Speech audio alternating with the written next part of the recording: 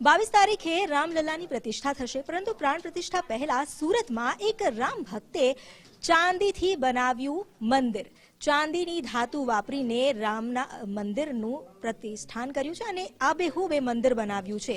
આ સુરતમાં એક ભક્ત જેમણે રામ રાજ્યની પોતાની ભાવના વ્યક્ત કરી શુદ્ધ ચાંદીનું મંદિર બનાવવા માટે અદ્ભુત વર્ક કર્યું છે. કારીગરોએ પણ નાની નાની બારીકાઈ જોઈ છે.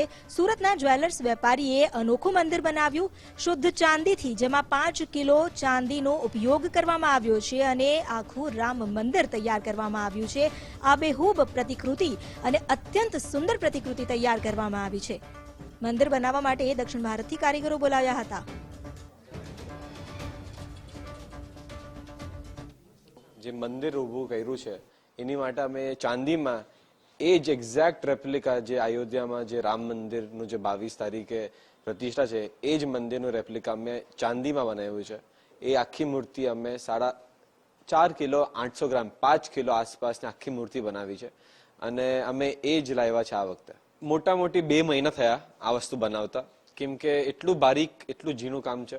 એટલે એને જે અમારા દક્ષિણ ભારતના જે બધા કારીગરો હતા એ લોકોને સમજાવતા, એ લોકોને એક એક બારીકી સમજાવતા બહુ વાર લાગી. અને એક આખું એક પ્રોસેસ હોય, એક ટ્રાયલ એન્ડ એરરનું પ્રોસેસ હોય કે 1 વાર બને 2 વાર બને. તો આ 10-12 વાર ટ્રાય કર્યા પછી આ વસ્તુ બની છે. તો એને આખું આ વસ્તુ બનતા 2 મહિના થયા છે અને 2 મહિના પછી એકદમ પરફેક્ટ રેપ્લિકા મેં બનાવ્યું છે રામ મંદિરનું.